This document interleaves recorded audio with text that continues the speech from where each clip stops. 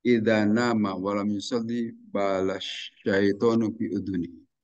Bab terkait jika seseorang ketiduran dan tidak bangun sholat pada malam hari itu tanda bahwa dia sudah dikencingi oleh setan di telinganya. Itu kata Nabi. Hadis. Nah, di sini disebutkan haddasan Musaddad qala haddasan Abdul Ahwas qala haddasan Mansur an Abi Wa'il an Abdullah radhiyallahu anhu. Qala berkata Abdullah, dzukiro disebutkan indan Nabi di sisi Nabi sallallahu alaihi wasallam rajulun seseorang. Fakila dikatakan kepada seseorang tadi, mazala terus-terusan orang tersebut itu iman dalam keadaan tidur hatta asbah sehingga dia bangun pagi subuh. Maqoma tidak berdiri dia itu ila sholati untuk melaksanakan sholat malam. Pakola maka bersabda Nabi, bala telah mengencingi siapa asyaitan syaitan fi udunihi di telinganya itu orang tersebut. Ini hadis sahih nih, hadis Nabi. Jadi kalau kita ketiduran terus-terusan, padahal sudah direncanakan mau bangun untuk melakukan sholat malam, itu tandanya dia sudah dikencingi setan di telinganya. Gitu. Kata Nabi SAW. Bagaimana secara hakikatnya tentu saja wallahu alam itu persoalan gaib. Tapi orang yang tidak bangun pagi tersebut itu Nabi SAW mengatakan itu kencing setan. Seperti apa kencing setan itu? Itu buktinya dia tidak bangun, ketiduran terus. Kan bisa saja barangkali menyalakan alarm, alarmnya dimatikan malah. Dia bangun tapi hanya untuk mematikan alarm dan terus tidur lagi. Itu kencingnya demikian banyak kelihatannya di telinga seseorang tadi. Atau yang suka kesiangan subuh juga sama kan? Kan tidak sedikit di antara jamaah kita yang subuhnya itu kesiangan. Nah, itu dikencingi setan juga. Itu kata Nabi. Lakon balapi uduni sohebikum. Sungguh telah mengencingi di telinga sahabat kalian semua. Lailatan pada tadi malam. Kelihatannya banyak yang dikencingi setan. Kalau malam-malam itu. Karena sampai subuh saja belum bangun. Untuk melakukan sholatul lail. Sholatul malam. Tentu yang maksud di sini adalah sholat sunnah atau awil maktubah. Sholat yang dipardukan. Yaitu sholat subuh. Kalau sholat malamnya sendiri adalah sholat sunnah. Tetapi kalau sholat subuh adalah sesuatu yang diwajibkan. Nah, di sini Nabi memberikan kinayah. Kinayah itu ungkapan seolah-olah setan itu menutupi kebangunan dia karena setan itu telah mengencingi di telinganya orang yang tidak mau bangun tadi. Sehingga tidak mendengar zikir, tidak mendengar kokokan ayam, atau bahkan tidak mendengar alarm yang dipasang sendiri di dekat telinganya. Bisa saja begitu. Itu dikencingi setan. Walaupun maknanya anna syaitona mala usam'ihi, memenuhi telinganya. Bisa jadi setan itu bersemayam di telinganya. Bil abatili fahajaba sam'ahu anil dzikri.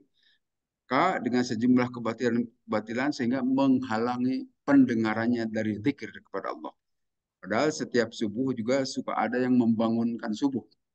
Masuk dari Masjid An-Nas. Cuma Masjid An-Nas tidak terus-terusan. Tergantung mau tidaknya itu Pak Udin. Sedang mau mengingatkan, kalau tidak ya tidak ada lagi sama sekarang. Kalau di masjid lain terus diingatkan setiap pukul 4 biasa atau setengah jam menjelang subuh. Terus-terusan, tetapi orang yang dikencingi setan itu tidak akan mendengar juga. Wakila huwa mislu madrubun lil ghafili anil qiyami bisak din naumi kaman waqa al baul bi idunihi. Seperti itu orang al ghafil, ghafil itu orang lalai. Dan seperti kita ketahui orang yang lalai itu diingatkan dengan beragam peringatan juga ya tetap saja tongoi gitu kan, tetap saja dia mengikuti mau dirinya sendiri, mengikuti hawa nafsunya, tidak akan mengikuti peringatan tadi. Seperti itulah perumpamaan orang yang dikencingi setan. Apakah ini makna hakiki atau majazi? Dua-duanya bisa diiyahkan. Kalau hakiki tentu saja itu setan betul-betul kencing di telinganya atau memenuhi telinganya. Hanya itu kita tidak mengetahui, tidak bisa melihatnya. Tapi makna majajinya itu adalah yaitu tidak bisa mendengar zikir. Telinganya itu sudah tersumbat.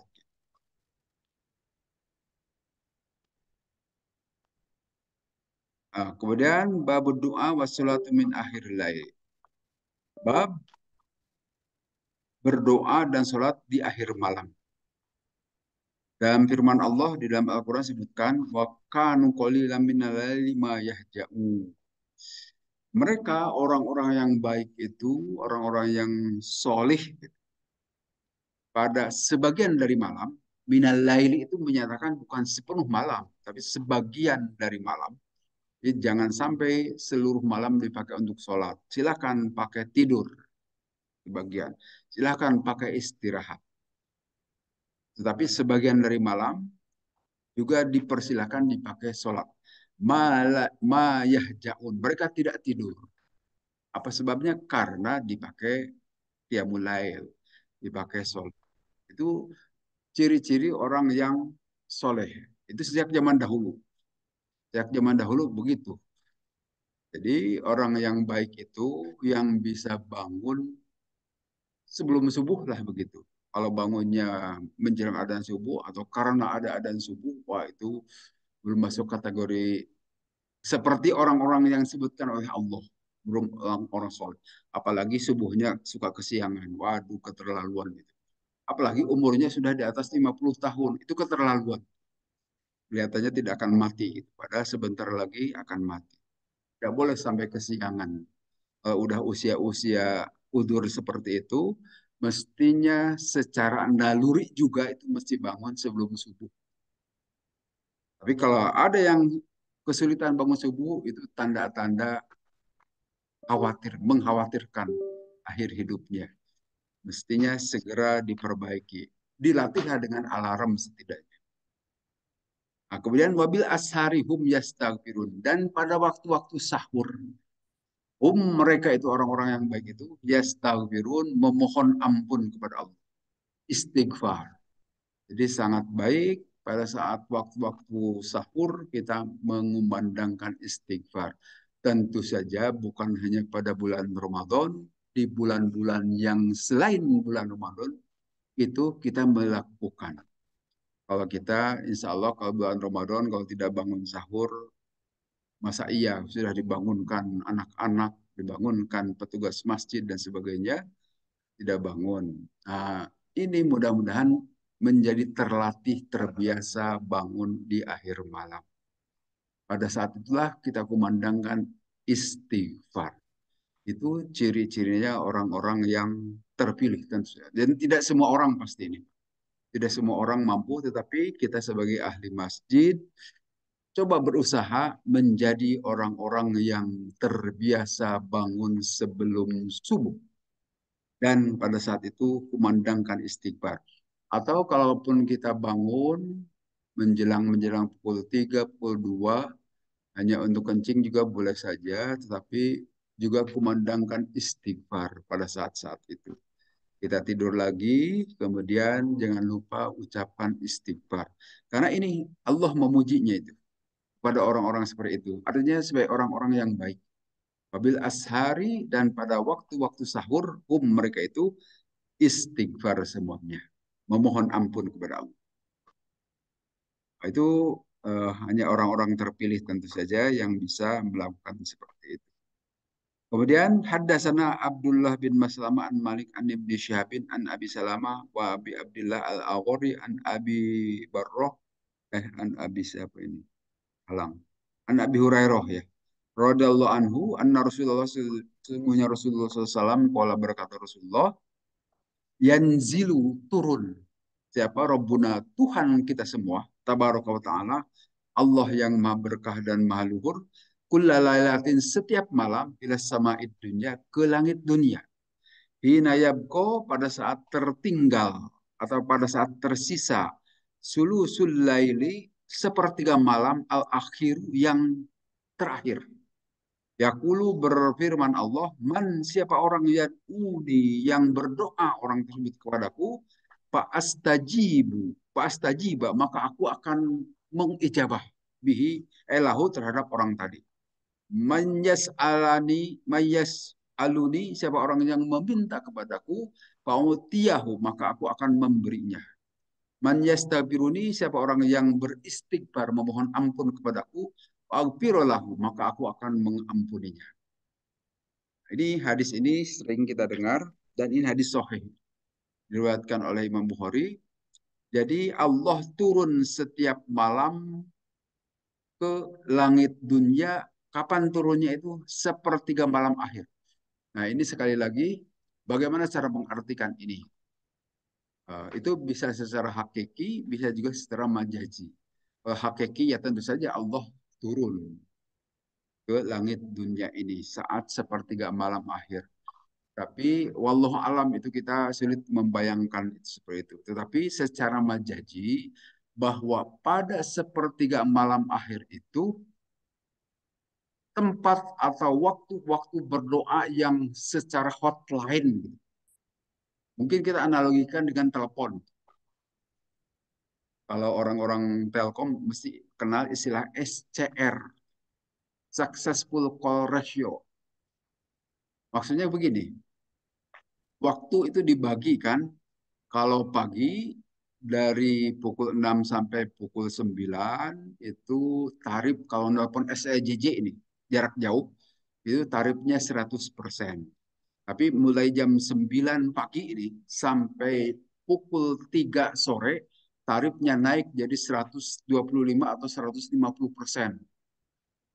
Kemudian dari pukul 3 sampai pukul 4 itu naik, tarifnya jadi 100% lagi. Nah, nanti mulai maghrib sampai pukul 6 pagi, tarifnya itu dikurangi jadi 75%.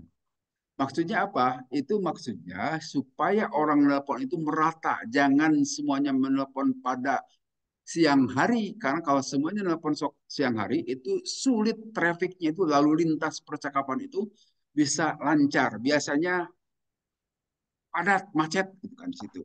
Sehingga keberhasilan panggilnya itu sedikit, tidak sampai langsung, kalau kita nelpon tidak langsung nyambung. Tetapi kalau pada malam hari, umumnya orang kan tidak ada yang berbicara. Umumnya orang pada tidur. Nah, pada malam hari itu dibuka kesempatan, bahkan didiskon menjadi 75%, sehingga percakapan itu begitu kita telepon langsung nyambung. Itu yang disebut dengan hotline. Langsung nyambung. Apa sebabnya? Karena yang nelpon sedikit dan tarifnya juga direndahkan. Itu yang disebut dengan hotline. Nah, kalau dianalogikan dengan itu, pada saat sepertiga malam akhir itu, orang itu sedang tibrak-tibraknya, sedang enak tidur. Jarang orang yang bangun. Orang yang jaga malam juga sedang tertidur itu pada pukul-pukul seperti itu. Nah, saat itu suasana hening. Suasana hening, sehingga apabila kita berdoa, itu kehusyuan itu lebih kita peroleh. Nah, kehusyuan itulah yang mengantarkan didengarnya doa kita oleh Allah. Tapi kalau kita berdoa pada saat di keributan siang hari atau pada sedang di tempat-tempat ramai, itu kehusyuan itu sedikit kita peroleh. Tapi kalau pada malam hari, sepertiga malam akhir, itu keheningan itu mengantarkan suasana, sehingga suasana hati kita juga nyambung dengan Allah.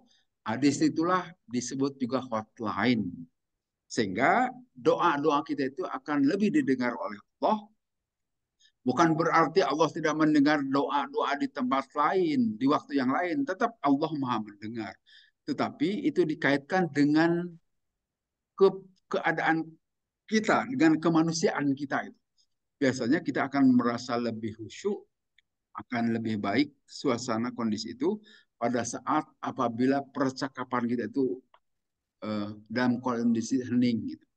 Sehingga mengapa disebut Allah turun pada malam itu ke langit dunia? Nah, sesungguhnya kalau makna majazi itu adalah karena suasana kita yang lebih baik kalau memohon berdoa. Nah, hakikinya apakah Allah turun? Wallahu alam. Tapi menurut hadis ini Allah turun ke langit dunia sehingga memberikan rasa khusyuk pada saat khusyuk lebih baik, rasa khusyuk lebih baik pada saat sepertiga malam akhir. Nah, pada bulan Ramadan itu kita sudah dilatih untuk makan sahur. Di luar Ramadan silahkan lanjutkan. Jangan berhenti pada bulan Ramadan. Kalau hanya berhenti bulan Ramadan, itu tidak ada efek apa-apa itu bulan Ramadan itu. Sehingga tidak meningkat kualitas kita. Kualitas pribadi. Waqad jaa hadal hadisu min tariqihi aidan akhraja Muslim min riwayat Abi Ishaq As-Sabi'i. Ini hadis ini juga diriwayatkan oleh Imam Muslim. Artinya hadis ini banyak, rawinya itu banyak yang menyatakan bahwa pada sepertiga malam akhir itu kira-kira dimulai pukul 2 atau setengah 3 sampai waktu subuh. Itu waktu-waktu yang baik untuk bangun pada malam-malam atau pada waktu-waktu tersebut. Silakan. Atau mau bangun mulai pukul setengah 4 juga tidak apa-apa sampai waktu subuh. Itu masih cukup untuk melakukan tahajud. Dan itu masih termasuk sepertiga malam akhir, menjelang subuh. Hadis ini sekali lagi diriwayatkan oleh banyak rawi, termasuk Imam Muslim, sehingga hadis ini sangat kuat. Tinggal periwayatannya. Waqad ikhtalafa fi makna nuzul. Nah, di sini disebutkan berbeda pendapat para ulama dalam pengertian nuzul. Nuzul artinya turunnya Allah itu seperti apa? Faminhum man hamalu ala dhahirihi. Sebagian orang menyatakan bahwa Allah itu turun ya, sebagaimana pemahaman dari kata-kata itu. Betul-betul turun ke langit dunia. Kan? Langit dunia ini kan dibagi dua. Sekarang kita sedang malam, tapi di belahan lainnya sedang siang. Berarti tiap malam itu Allah turun ke langit dunia. Disebutkan begitu di sini. Wa haqiqatu wahum al-musyabbahah. Nah, itu bagi kaum musyabbahah. Arti kaum musyabbahah itu orang yang suka menyerupakan Tuhan seperti makhluk. Itu yang kaum musyabbahah. Menyerupakan Tuhan itu seperti makhluk, ada tangan, ada kaki, kepala, dan seperti itu. Ya, tentu saja seluruh makhluk begitu kan, mesti memiliki kepala, ada badan, ada tangan, dan kaki. Atau kalau burung ada sayap dan sebagainya. Seperti itu diserupakan kaum musyabbahah. Tetapi ada yang menyatakan wa minhum man ankara hadis. Sebagian dari orang itu mengingkari hadis seperti ini. Fi dzalika jumlatan wahum al khawarij wal mu'tazilah. Nah, kalau kaum khawarij itu adalah mereka yang keluar dari ajaran Islam dan punya pendapat sendiri. Kalau dari sejarahnya itu adalah mereka yang menentang kebijakan Sayyidina Ali dan juga menentang kebijakan Sayyidina Muawiyah, dua orang sahabat yang saat itu berperang di Siffin. Nah, terjadi perdamaian di antara Sayyidina Muawiyah dan Sayyidina Ali. Ada orang yang tidak setuju dengan perdamaian kedua pasukan ini, keluarlah. Itu yang disebut kaum Khawarij. Keluar dari kaum Khawarij ini juga yang membunuh Sayyidina Ali. Abdurrahman bin Muljam itu. Yang melakukan pembunuhan terhadap Sayyidina Ali. Termasuk kepada Sayyidina Muawiyah juga. Tapi Sayyidina Muawiyah tidak berhasil dibunuh. Nah, itu kaum Khawarij itu yang nanti tersebarnya ke daerah Afrika. Sekarang juga masih ada kaum-kaum Khawarij itu. Nah, itu dan kaum Mu'tazilah. Nah, kaum Mu'tazilah juga tidak mempercayai hadis ini. Karena mungkin sulit masuk di akalnya bagaimana Tuhan bisa turun gitu kan. Menurut penjelasan di Fathul Bari ini. Man ankara sihatal ahadisi al-waridah bidalika. Mereka mengingkari terhadap kesohihan hadis-hadis yang berkaitan dengan keturunnya Allah ke langit dunia. Kelihatannya tidak masuk di akal mereka. Kaum Khawarij dan kaum Mu'tazilah. Kaum Mu'tazilah itu adalah kaum liberal. Yang orang-orang yang berpikir bebas. Yang meletakkan akal di atas wahyu. Bagi kita justru wahyu harus di atas akal. Dulu sebut kaum Mu'tazilah, kalau sekarang liberal. Neo Mu'tazilah, Mu'tazilah baru. Kemudian hal min taibin fa'atubu ilaih. Nah, di hadis yang lain dari Abu Hurairah sebutkan, apakah ada orang yang bertobat pada saat ini, maka aku akan mengampuninya. Kemudian manzalladzi yastarjakuni farzaqhu. Siapa orang yang meminta rezeki pada waktu tersebut, aku akan memberikan kepada dia rezeki itu. Manzalladzi yastakshifu ad-durra. Siapa orang yang menginginkan dibebaskan dari kemadorotan, maka aku akan bukakan itu jalan keluarnya. Akshif anhu, maka aku akan membukakan dari kemadorotan. Artinya doa pada malam-malam sepertiga malam akhir itu didengar oleh Allah, akan dikabulkan. Itu menurut hadis di sini. Nah, di Al-Quran juga sama kan. Ud'uni astajib lakum. Berdoalah kalian kepada aku akan mengabulkannya. Walaupun cara mengabulkan Allah itu beragam cara. Kalau menurut pemahaman kita kan dikabulkan itu langsung tokcer gitu. Saat itu berdoa langsung dikabulkan. Bisa seperti itu. Tapi umumnya kita dikabulkan oleh Allah itu setelah beberapa waktu yang lalu. Setelah berlalu beberapa waktu gitu.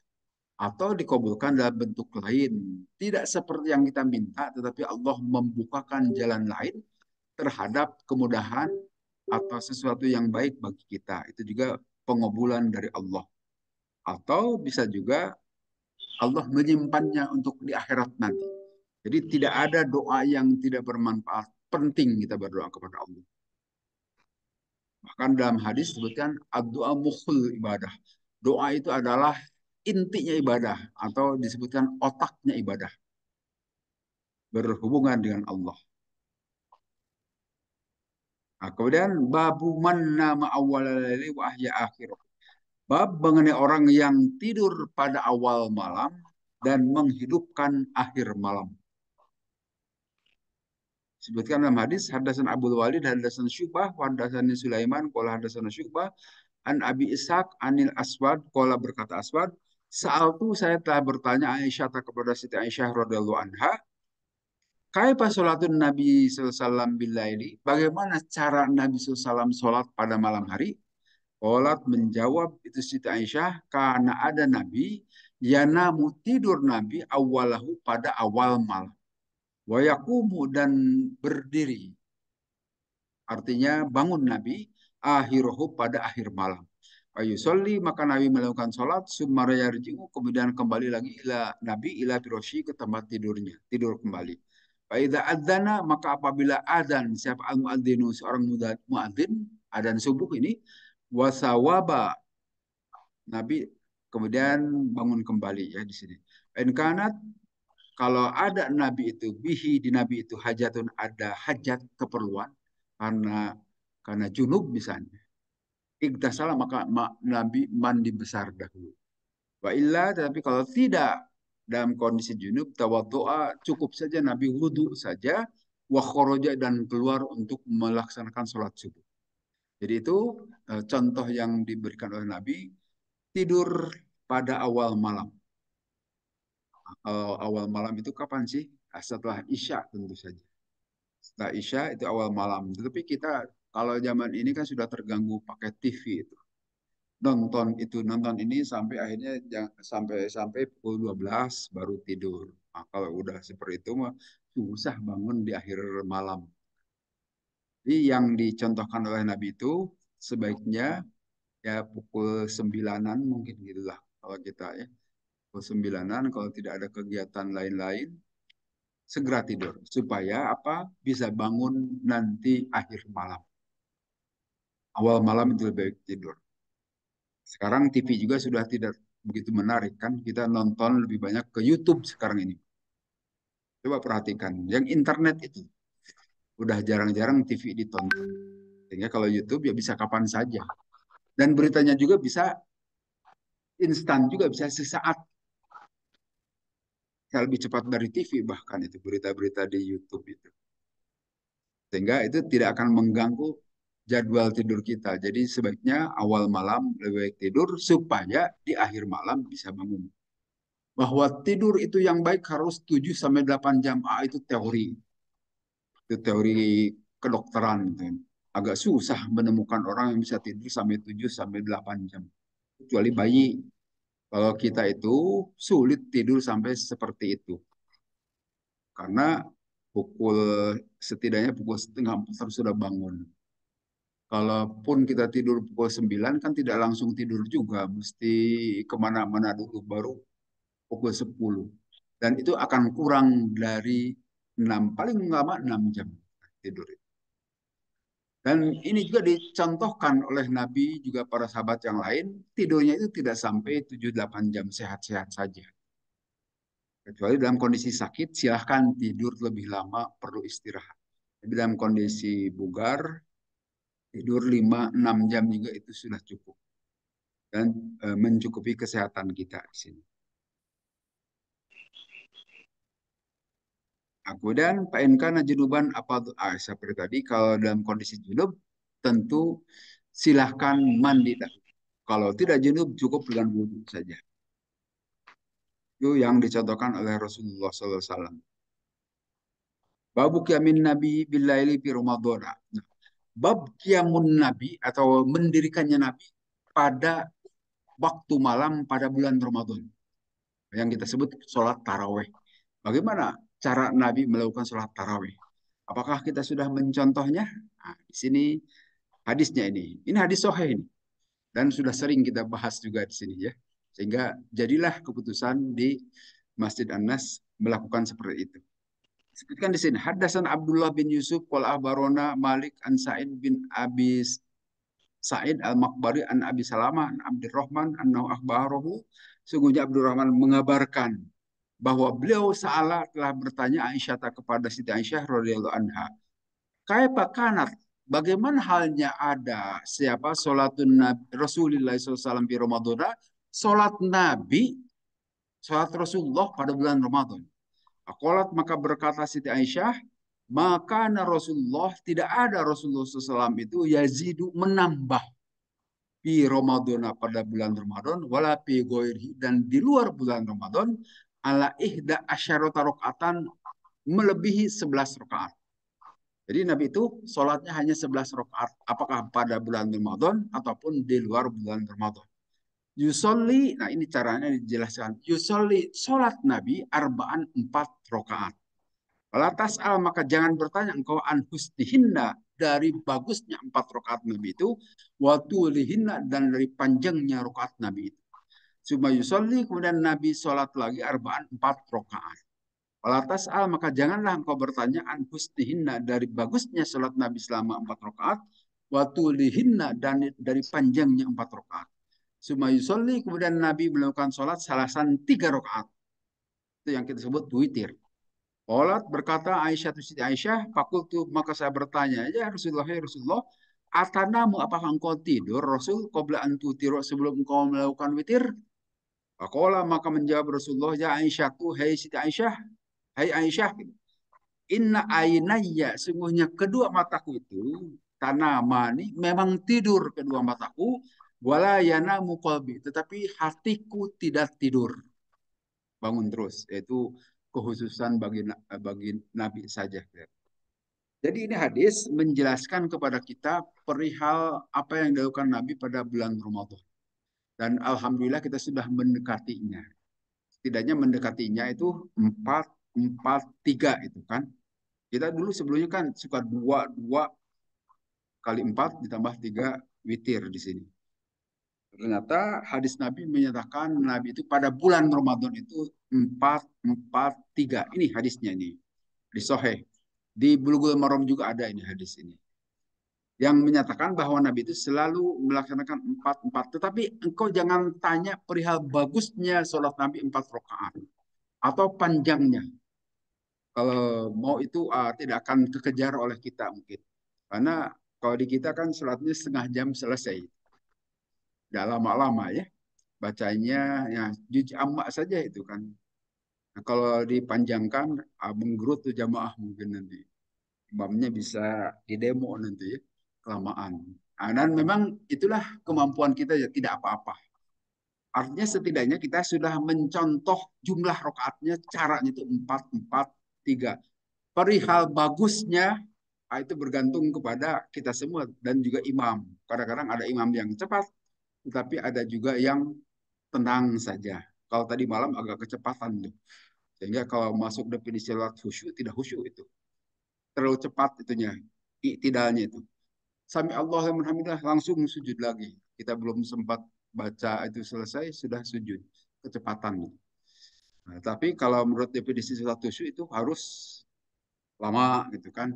Walaupun sebetulnya para ulama menyatakan bacaan subhanallah saja, artinya sebentar juga sudah masuk tumak ninah. Boleh-boleh saja. Artinya secara per definisi para ulama itu insya Allah sah sholat kita juga. Walaupun seperti cara tadi malam itu agak agak cepat. Apalagi kalau katanya apa di Indramayu hanya 6 menit itu 23 rakaat. Wah, bagaimana itu kecepatannya itu? Tidak ada tumak ninah kelihatannya. Tidak memenuhi unsur tumak ninah. Padahal tumak ninah itu rukun sholat. Harus ada pada saat melaksanakan sholat. Nah, jangan tanya bagusnya bagaimana Nabi melakukan sholat 4 rakaat atau lamanya. Nah, soal itu kita belum bisa mencontoh kelihatannya. Dan tidak akan bisa pernah mencontoh.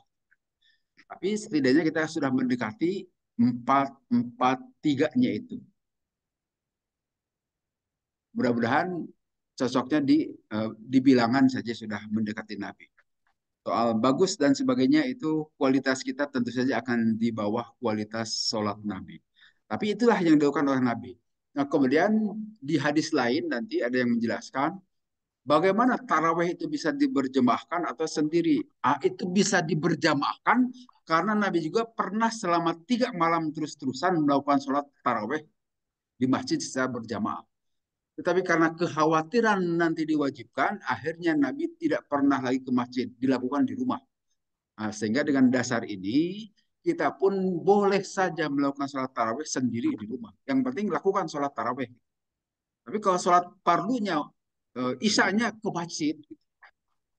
Ke masjid setelah itu mau pulang lagi untuk tarawih di rumah, boleh-boleh saja. Tapi usahakan sholat wajibnya, sholat isyanya tetap berjamaah ke masjid. Kalau tarawihnya mau di rumah, boleh. Kalau mau di masjid juga silahkan. Ada penjelasannya dari Nabi Sallallahu Alaihi Wasallam. Jadi itu yang dilakukan oleh Nabi. Sedangkan kalau di luar bulan Ramadan itu sholat taraweh atau sholat tahajudnya itu dua rakaat Nabi. 5 kali ditambah witirnya 1. Tapi kalau di bulan Ramadan witirnya 3. Witir itu yang penting ganjil. 1 mau 3 mau 5 sampai 13 rakaat. Kemudian di hadis yang lainnya, hadasana Muhammad al-Musanna, hadasana dan seterusnya dari Aisyah, Siti Aisyah. Qalat berkata Siti Aisyah, itu tidaklah aku melihat an Nabi kepada Nabi SAW yaqra'u membaca Nabi fi syai'in dalam sesuatu min suratil laili dari salat malam beliau itu jalisan sambil duduk. Hatta idza kabiro sehingga pada saat beliau dalam keadaan sudah agak rentak, sudah agak tua, qoro'a Nabi itu usianya sampai 63 tahun kan, berarti usia 60 tahun saja udah masuk tua kan. Ya kita semua ini hampir 60-an ya. Udah tua juga kita itu. Qara'a maka membaca Nabi itu jalisan sambil duduk. Faidza baqiya alaihi maka pada saat tersisa kepada Nabi minas surati dari surat itu selasun au arbauna ayatan maka apabila membaca 30 atau 40 ayat koma pakorohunna sumarqa Nabi berdiri kemudian membacanya ayat itu. Jadi Nabi itu kadang membacanya sambil duduk karena mungkin eh, kelamaan berdiri capek juga, tetapi juga suka berdiri Nabi itu. Disebutkan oleh Siti Aisyah seperti itu. Wapi karuhatun naumi qoblal witri. Hadis di atas juga memberikan penjelasan perihal sebaiknya makruh tidur sebelum witir. Istifhami Aisyah andalika kanu taqarru indaha man adalika fa'ajabaha. Biannahu sallallahu alaihi wasallam laisa fi dzalika kagoiri. Jadi artinya di sini sebaiknya nyambung saja. Sholat itu jangan ditunda, dipotong dengan tidur. Nyambung saja sholat taraweh dengan witirnya. Di sini sebutnya karohah, makruh. Tapi bukan berarti tidak boleh, silahkan saja kalau mau. Witirnya ditunda, dilakukan nanti di akhir malam. Boleh-boleh saja. Tapi kalau mau disambungkan itu lebih baik. Menurut penjelasan di sini. Bab fadli tohuri bil laili wan nahari. Bab keutamaan suci pada malam hari, wan nahari dan pada siang hari. Wa fadli sholati ba'dal wudu dan keutamaan sholat setelah wudu bil laili pada malam hari, wan nahari dan juga siang hari. Haddatsana Ishaq bin Nasr, haddatsana Abu Usama an Abi Hayyan an Abi Zur'ah an Abi Hurairah radhiyallahu anhu. Anna Nabi sungguhnya Nabi sallallahu alaihi wasallam qala bersabda Nabi li Bilalin kepada Bilal inda salatil fajr menjelang salat fajar, salat subuh. Ya Bilalu, hai Bilal, kata Nabi, hadis nih, ceritakanlah kepadaku. Biarja amalin, amal-amalan yang paling engkau sukai atau engkau harapkan, atau biasa engkau lakukan, amal tahu yang mengamalkannya engkau itu islami dalam keadaan Islam sekarang. Pak ini maka sesungguhnya aku, kata Nabi, sami itu aku mendengar dapana alaika suara gerakan dua sandalmu baina yadaya di hadapanku fil jannati di surga. Jadi Nabi mendengar itu derap langkah-langkah Bilal di surga. Apa yang kau kerjakan itu selama ini? Ola maka menjawab Bilal, ma amil tu. Tidaklah aku mengamalkan amalan satu amal, arja indi, yang paling aku harapkan, anni lam utohhiro. Sesungguhnya aku apabila tidaklah aku melakukan persucian tohuron suatu kesucian, wudhu lah contohnya di sini, bisa atilailatin, apakah pada waktu malam, atau naharin atau siang, illa sholat itu kecuali aku sholat. Bidalikat tohuri dalam keadaan suci tersebut. Makuti bali tidaklah diwajibkan kepadaku an usolliya untuk melakukan sholat aku. Ola Abu Abdillah berkata Abu Abdillah dapana alaika itu maksudnya tahrik gerakan. Jadi maksudnya di sini Nabi bertanya kepada Bilal, "Hai Bilal, apakah gerangan yang engkau lakukan selama engkau jadi seorang muslim, amal-amalan yang engkau sukai karena bukan apa-apa, aku mendengar suara terumpahmu di surga." Jadi bilanya masih hidup, tetapi terumpahnya sudah terdengar di surga.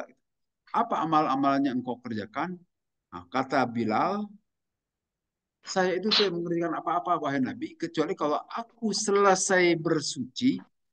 Sini bersuci itu termasuk membersihkan diri dari hadas besar maupun hadas kecil gitu. Ya umumnya wudhu. Setelah wudhu itu saya selalu sholat. Nah itu yang disebut dengan sholat syukrul wudhu. Jadi kalau setelah sholat kita, setelah wudhu kita melakukan sholat, sholatnya itu sholat syukrul wudhu, itu dicontohkan oleh Bilal, tetapi mengepek atau memberikan akibat Bilal masuk surga. Nah ini dalam kata lain ini hadisnya hadis takrir. Yang melakukannya bukan Nabi, tetapi sahabat. Tetapi Nabi membenarkan. Bahkan Nabi terkagum-kagum terhadap perbuatan Bilal. Artinya kita boleh mencontoh juga, silakan kalau mau sholat syukrul wudhu. Syukrul wudhu itu kapan ditunaikan? Itu setelah kita setiap selesai berwudhu, lakukan sholat dua rakaat. Itu akan menyebabkan masuk ke surga sehingga suara derap langkah kita di surga itu sudah ada sejak sekarang. Walaupun nanti di kalangan kaum muslimin, apakah sudah diyakini surga saat ini sudah ada, gitu kan? Sebagian kaum muslimin tidak meyakini sudah ada surga saat ini. Toh belum ada penghuninya. Gitu. Orang-orang kita masih di alam kubur, belum ada yang masuk surga atau neraka, sehingga surga juga belum ada.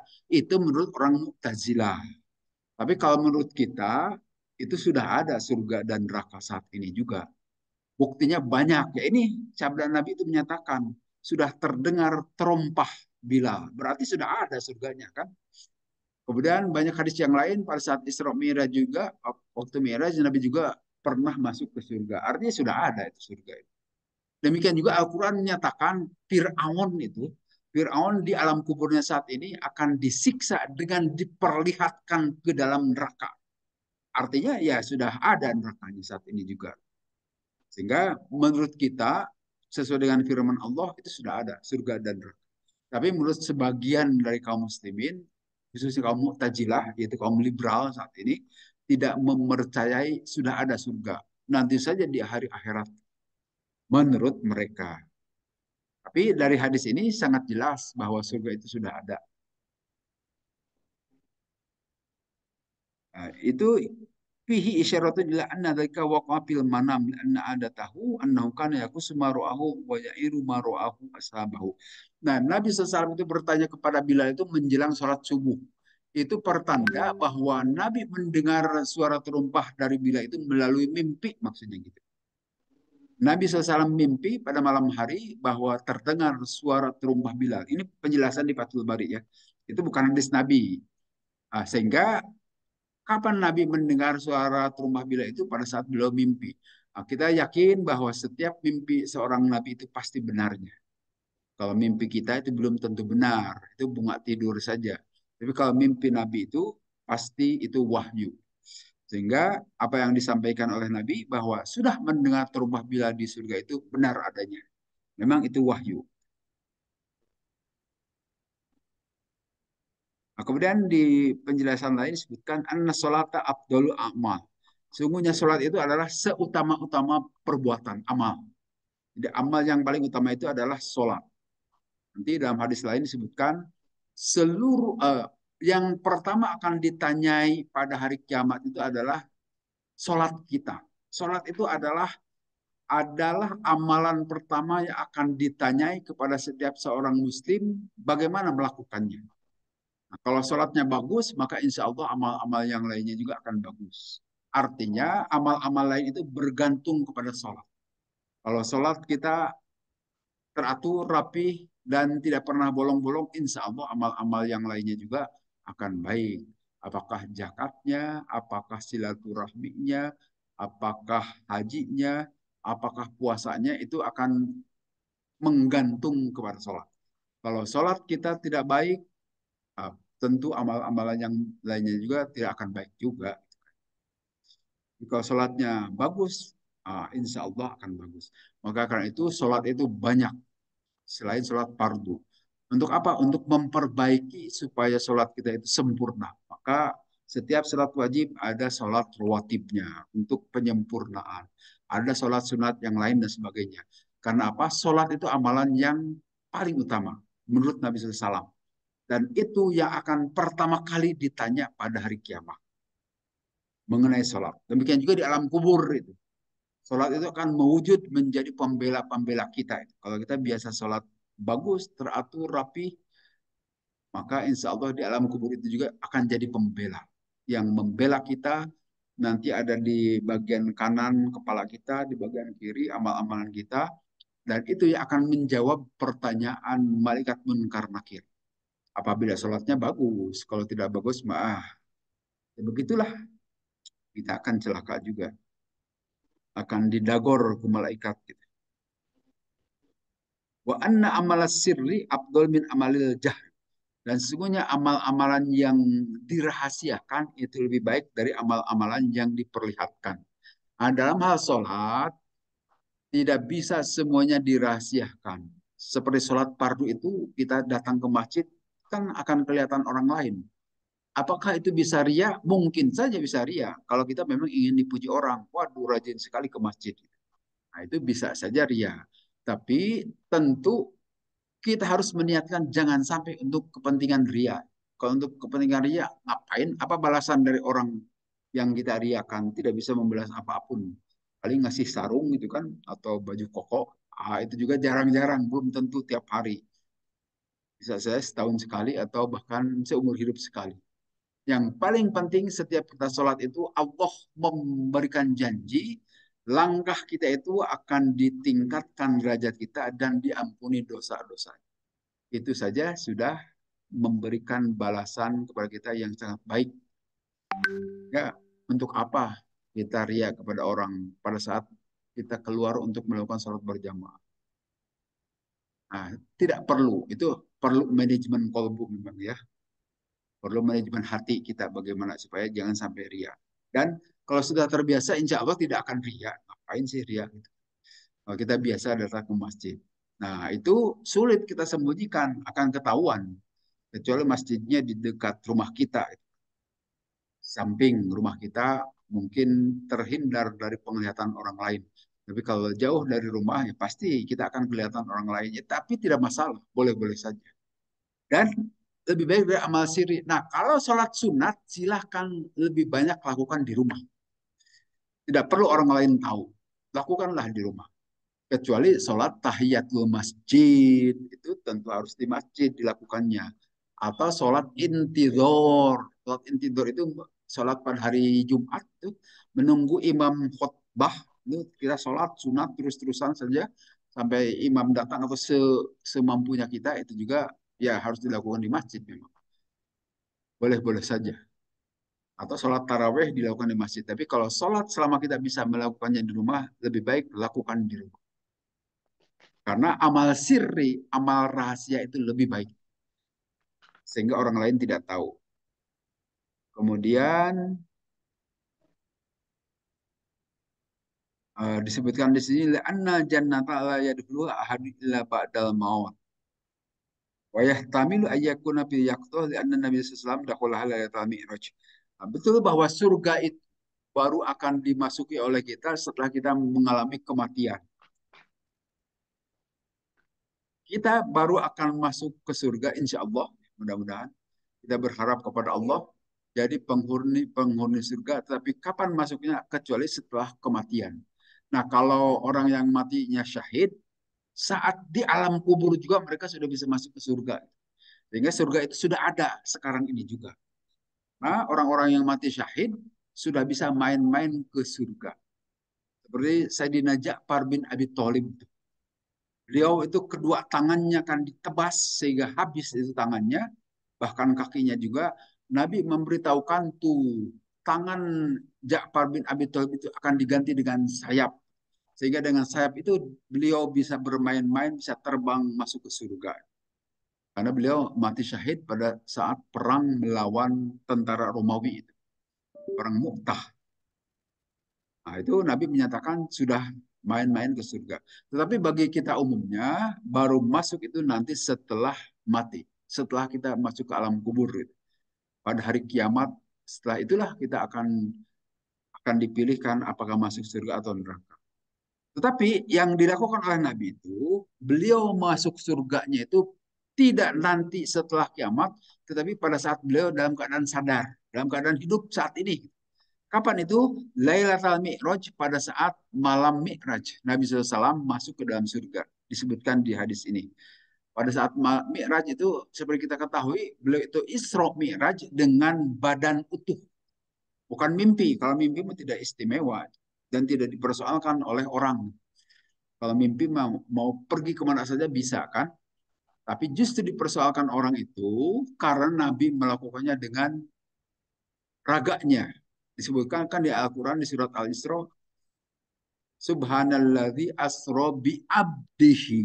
Nah, kata-kata bi abdihi itu, hamba Allah itu tentu abdi yang selama ini dikenal itu, dia kumpulan jasad dan roh. Bukan biruhihi, kan lihat di surat Al-Isra. Tapi dengan hambanya. Hamba itu adalah kumpulan jasad dan ruh. Sehingga Nabi melaksanakan atau masuk ke dalam surga itu dalam kondisi seperti ini. Bagaimana cara? Itu masalah goib sekali lagi. Nah, kita tidak bisa melihat sesuatu yang goib saat ini karena kita terhijab. Kemampuan kita itu terhalang mata kita itu. Spektrum mata kita itu terbatas saja. Kita hanya bisa melihat gelombang cahaya atau gelombang elektromagnetik itu hanya cahaya saja. Padahal gelombang elektromagnetik itu demikian lebar. Misalnya ada gelombang TV, ada gelombang radio, ada gelombang ultra yang sangat lebar. Tetapi yang bisa kita lihat itu hanya gelombang cahaya. Kalau ada cahaya baru kita bisa melihat. Di luar itu kita tidak bisa melihat. Tapi apakah sesuatu yang tidak kita lihat itu tidak ada? Tentu saja bukan karena tidak ada, tetapi karena keterbatasan mata kita saja. Mata kita terbatas sehingga semakin tua makin buram saja penglihatan itu. Artinya bukti bahwa mata kita itu terbatas. Walaupun mata kita dalam keadaan segar, tetap tidak bisa melihat semuanya. Toh di balik dinding ini juga tidak bisa kita lihat kan. Itulah keterbatasan kita.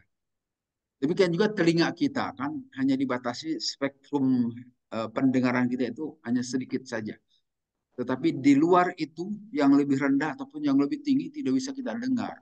Apakah ada suara di luar itu? Oh, banyak. Buktinya apa? Itu ultrasonik itu, Pak.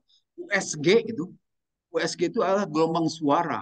Tetapi karena frekuensinya sudah megahertz, telinga kita tidak mampu mendengar, tidak terdengar.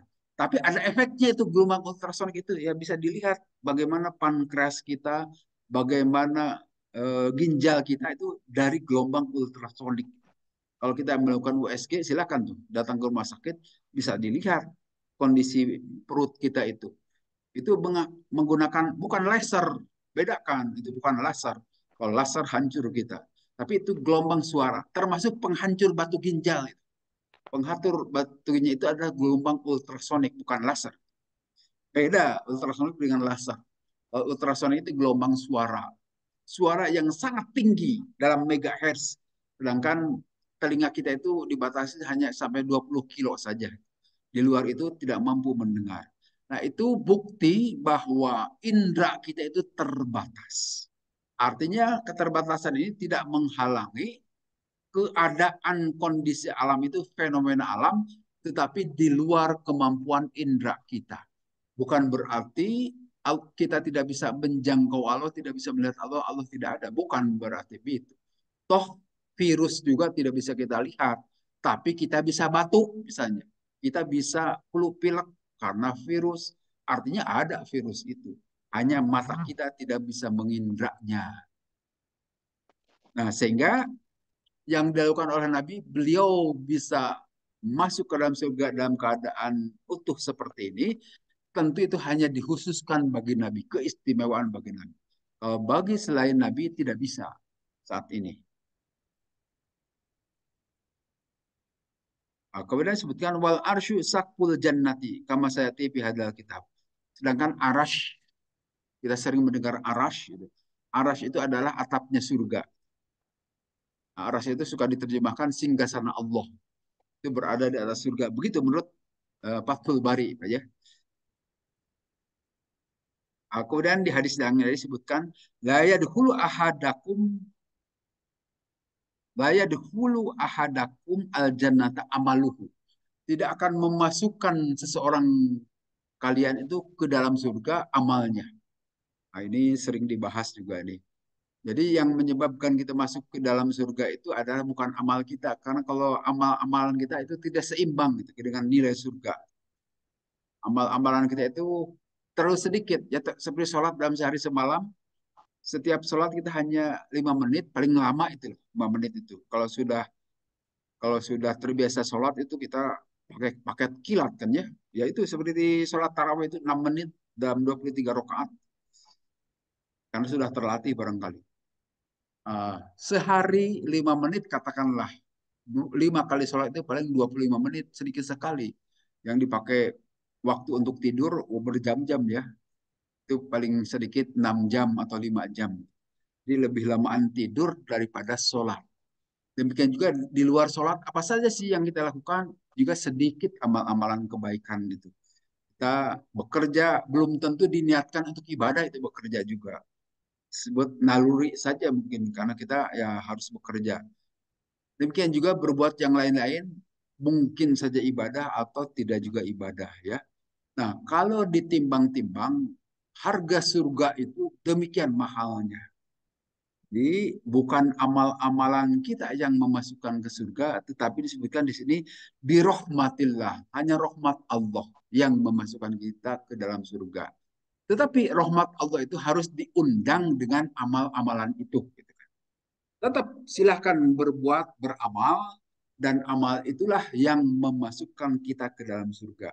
Tetapi jangan lupa, amal-amalan yang akan memperoleh rahmat Allah itu kalau ada iman. Itu syarat mutlak beriman itu. Sehingga kalau orang beramal juga tetapi tidak ada iman, itu sama saja mengumpulkan nol, angka nol banyak, tidak ada angka satunya. Kan tidak berarti itu, nol berapapun silakan, banyak, ada 6, mau 9, tetapi kalau tidak ada angka satu, tidak sebut 1 miliar, tetap saja kumpulan nol. Nah, satu itulah iman, syarat mutlak. Nah, di sini juga begitu. Inna anna aslad dukhuli innama yaqau bi rahmatillah. Sesungguhnya masuknya kita ke dalam surga itu karena ada rahmat Allah. Nah, wapihi anna jannata maujatun al-ana khilafan liman ankara dzalika minal mu'tazilah. Nah, ini karena surga sudah ada saat ini juga. Berbeda dengan keyakinan kaum Mu'tazilah. Kaum Mu'tazilah itu menyatakan belum ada surga saat ini, tetapi nanti setelah proses kiamah. Tapi kalau kita ahlu sunnah wal jamaah meyakini sudah ada surga berdasarkan berita-berita dari Nabi. Apalagi kalau di berita dulu juga Nabi Adam pernah di surga gitu kan, di surga. Berarti ya sudah ada surga itu. Tetapi surga zaman Nabi Adam apakah sama dengan surga yang akan ditempati kaum beriman? Wallahu alam, tidak tahu. Apa sebabnya? Sebab di surga zaman Nabi Adam ada larangan, tidak boleh makan pohon khuldi kan ya. Tapi kalau nanti surga yang ditempati kaum beriman tidak ada larangan, mau makan apapun boleh. Mau makan homer atau minum homer aja diperbolehkan, walaupun tidak akan pernah mabuk gitu kan, homer di surga itu. Tapi Nabi Adam itu masih ada larangan, tidak boleh memakan buah satu pohon yang biasa kita sebut pohon khuldi, keabadian. Nah, nanti ada yang menerjemahkan itu dulu di Libanon sebetulnya surga Nabi Adam itu katanya. Wallahu alam, itu tidak tahu kita ya. Apakah di Libanon atau di tempat yang lain. Kemudian bab mayak tasydid ibadah. Bab yang dimakruhkan min tasydid. Tasydid itu adalah sangat kuat, sangat berat dalam melakukan ibadah. Tidak boleh ibadah berlebih-lebihan maksudnya. Melakukan ibadah berlebih-lebihan itu ternyata tidak boleh juga di sini. Ya. Apa yang maksud berlebih-lebihan ini? Hadis ini menjelaskan begini. Hadasana Abu Ma'mar, hadasana Abdul Waris, hadasana Abdul Aziz bin Suhaib an Anas dari Anas bin Malik radhiyallahu anhu. Pola berkata Anas, dakhola telah masuk saban an Nabi sallallahu alaihi wasallam. Faidan maka pada saat itu habalun ada tali tambang gitu kan. Mamdudun yang terpasang baina sariyata ini di antara dua tiang. Pakola maka kemudian Nabi bertanya, Mahadal hab, untuk apa ini tambang itu atau tali itu terpasang? Lalu berkata para sahabat, Hada hablun di Jainaba. Ini tambang untuk Siti Jainab. Jainab itu dulunya kan istrinya Zaid bin Harisah. Tapi kemudian dicerai oleh Zaid bin Harisah, akhirnya dinikah oleh Nabi. Nah, ini masih belum dinikah kelihatannya, masih sebagai istri Zaid bin Harisah. Faida parot ta'allaqat. Nah, apabila Siti Zainab dalam keadaan lemah, letih, sambil kalau sholat itu sambil berpegangan ke tambang. Jadi gunanya untuk pegangan supaya tidak jatuh tambang itu. Pakola maka Nabi bersabda an Nabi SAW, lah tidak perlu begitu. Gitu. Hulu itu eh, tanggalkan saja itu tali itu. Yusolli ahadukum nisyatahu paidha takor bayakun. Supaya sholat seseorang itu sesuai dengan kemampuannya itu. Apabila lemah, letih, maka payakun duduk saja. Tidak perlu berdiri dalam keadaan sambil megang tambang. Nah, ini bukti bahwa kalau beribadah itu sesuai dengan kemampuan saja. Pada saat kita tidak bisa berdiri, ya duduklah. Kan? Nah, duduk silahkan. Tidak perlu sampai masang tambang untuk sambil pegangan kalau sholat itu. Tapi duduk saja, sholat itu sambil duduk.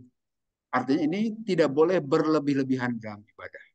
Biasa-biasa saja. Toh agama juga atau Islam juga sudah memberikan jalan keluar. Kalau tidak bisa duduk sambil berbaring, kalau tidak bisa berbaring dengan cara yang semampunya saja, silakan. Jangan dipaksakan, justru itu tidak baik. Kemudian di hadis berikutnya, kalau Abdullah bin Maslamah an Malik an Hisham bin Urwah an Abi an Aisyah dari Siti Aisyah radhiyallahu anha, qalat berkata Siti Aisyah, kanat ada di sisiku imro'atun, ada seorang perempuan min Bani Asad dari Bani Asad. Pada kola maka masuk alaya kepadaku Rasulullah SAW. Pakola bertanya Rasulullah, man hadhi, siapa ini perempuan? Waktu aku berkata, ulanah ada seseorang perempuan, la tanamu yang tidak tidur itu perempuan, al-laila pada malam hari, tadkuru min sholatnya karena melakukan sholat. Pakola maka kemudian Nabi berkata, mah, wah keterlaluan. Alaikum ma tutikuna min amali. Kerjakanlah apa yang kalian mampu dari amal-amalan. Inna Allah karena sesungguhnya Allah la yamallu. Allah itu tidak menuntut hatta tamalu sehingga kalian semua mampu mengerjakan. Jadi maksudnya di rumah Siti Aisyah itu beliau kedatangan seorang hamba, seseorang perempuan. Tapi kemudian Nabi heran, kok di rumahnya ada tempat seseorang ini. Untuk apa? Dia itu dalam semalam itu tidak tidur, wahai Rasulullah. Sholat terus-terusan. Sholat terus-terusan sepanjang malam. Rasulullah malah menegur. Mah, ya mah itu artinya, aduh, ngapainlah itu. Tidak perlu, tidak boleh begitu. Tidak boleh sholat terus-terusan sepanjang malam. Kalaupun mau sholat, sekemampuannya saja. Artinya sekemampuan itu sebagian lakukan untuk tidur, sebagian untuk sholat. Jangan terus-terusan dipakai sholat. Artinya di sini juga memberikan penjelasan kepada kita dalam beribadah itu yang wajar-wajar saja. Jangan berlebih-lebihan. Jangan sampai kita puasa terus-terusan setiap hari atau tidak tidur-tidur setiap malam itu tidak baik. Atau tidak nikah-nikah itu juga tidak baik. Silahkan nikah, silahkan tidur, silahkan makan, tidak puasa, dan seterusnya. Wajar-wajar saja. Itu ajaran Islam masuk akal. Bang. Jangan sampai ada larangan yang tidak masuk akal. Seperti kita dilarang makan daging babi. Toh masih banyak daging lain yang dibolehkan. Yang dilarang itu hanya daging babi saja. Apakah itu pengekangan? Tidak kan? Tanpa makan daging babi juga kita bisa hidup. Tidak akan mati. Tapi kalau ada yang dilarang menikah, itu tidak masuk akal. Ujung-ujungnya berjinah juga gitu kan. Karena itu menyalahi kodrat kemanusiaan. Sehingga silakan nikah. Tapi kalau hanya tidak makan daging babi, masih ada daging sapi, masih ada daging kambing, silahkan dimakan. Jadi masuk akal semuanya di dalam ajaran Islam itu. Tidak aneh-aneh. Tapi kalau di ajaran agama lain itu aneh-aneh. Larangannya itu. Tidak boleh makan daging, semua daging. Jadi vegetarian. Ya memang ada sih yang bisa melakukan itu boleh-boleh saja. Tapi itu berlebih-lebihan. Kalau dalam Islam hanya yang tertentu saja tidak yang dihalalkan jauh lebih banyak dibanding dengan yang diharamkan. Demikian juga minuman. Sepanjang itu masuk akal, tetap masuk.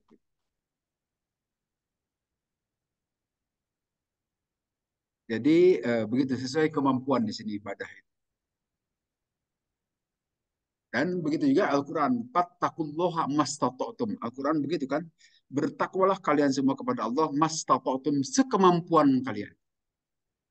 Kalau kita tidak bisa mengerjakan semuanya, ya sebagian saja. Dan umumnya begitu. Apakah mampu melakukan sholat sunat semuanya? Saya yakin tidak semuanya itu. Yang kita lakukan itu paling sholat rawatib, sholat duha, sholat malam, tahajud saja. Yang lain-lainnya tidak, ya nggak apa-apa. Tapi kalau larangan harus ditinggalkan semuanya. Tapi kalau ketaatan boleh sekemampuan kita. Kemudian hadasana babu mayukromin tarki qiyamil laili liman kana yakum. Bab yang dimakruhkan kepada orang yang meninggalkan qiyamul lail. Hadasana Abbas bin Husain qala hadasana Mubashar an Auza'i wa hadasana Muhammad bin Muqatil Abu Hasan qala akhbarana Abdullah qala akhbarana Al-Auza'i qala hadasana Yahya bin Abi Kasir qala hadasani Abu Salamah dan seterusnya dipanjang. Diterima dari Amr bin As. Qala berkata li kepadaku, siapa Rasulullah SAW. Ya Abdullah, hai Abdullah, la takun, janganlah ada engkau misla fulanin seperti seseorang, karena ada seseorang itu yakumu berdiri minal laili pada malam hari, pataroka qiyamul laili, kemudian dia meninggalkan qiyamul lail. Wa qala Hisham hadatsana Ibnu Abil Atir dan seterusnya. Tidak penting berita di bawahnya. Tapi di sini berita pentingnya dari Rasulullah, janganlah engkau bangun pada malam-malam hari, kemudian engkau tidak melakukan sholat malam. Sebaiknya usahakan kalau bangun malam itu, jangan hanya kencing saja, gitu kan? Tapi lakukan juga sholat malam. Mau 2 rakaat juga boleh. Nanti ada yang membolehkan kan 2 rakaat berdasarkan hadis yang pernah saya sampaikan. Silahkan 2 rakaat ditambah witir, 3 rakaat saja juga boleh. Yang penting lakukan sholat malam. Kalau bangun malam, jangan hanya kencing saja. Apalagi hanya nonton bola tanpa melakukan tahajud. Bangun pukul 1, kemudian nonton bola, setelah itu tidur lagi. Sebaiknya bagi kita itu lakukan dahulu juga sholat malam. Itu perintah dari Nabi SAW. Kalau bagusnya begitu. Walaupun tidak apa-apa. Itu toh kedudukannya sunnah ya. Salat malam itu. Tapi kalau kita ingin masuk kelompok kaum solihin, lakukan begitu. Tapi ada al hadisu dalil ala anak qiyamul laili laisa biwajibin. Nah, ini hadis menyatakan bahwa qiyamul lail itu bukan wajib. Artinya bagi siapa yang mau saja. Kalau tidak, ya tidak apa-apa juga. Itu artinya pilihan kan. Tetapi tentu saja bagi orang-orang tertentu akan memilih yang maksimum. Ada teori optimasi kan ya. Teori optimasi itu kita pilih yang paling maksimum dari satu keadaan. Biasanya kita ingin maksimalis kan, ingin memperoleh sesuatu paling banyak. Coba kalau ada pembagian itu, mesti kita ingin yang paling banyak. Kalau dibolehkan mengambil yang paling banyak, tapi tidak akan mengambil yang paling sedikit atau paling kecil. Umumnya manusia begitu. Nah, demikian juga pada malam hari itu ada pilihan maksimum sebetulnya. Tidak hanya bangun tidur saja, tapi juga lakukan sholat malam. Usahakan setelah bulan Ramadan, biasakan. Supaya mudah-mudahan kita bisa mati husnul khotimah nanti. Idlaukana wajiban lam yaktafik litariki bihadal qadri. Itu tidak merupakan kewajiban karena kalau merupakan kewajiban ya tentu saja harus dilakukan. Artinya sholat malam itu memang sunnah saja. Silakan bagi yang mau melakukan. Hadis terakhir, Hadatsana Ali bin Abdullah, Hadatsana Sufyan an Amar an Abbas dan seterusnya. Qala berkata li kepadaku siapa Nabi SAW, alam akhbar anna katakumul laila wa tasumun nahar. Bukankah aku telah memberitakan bahwa sesungguhnya engkau melakukan sholat malam pada malam hari dan saum pada siang hari?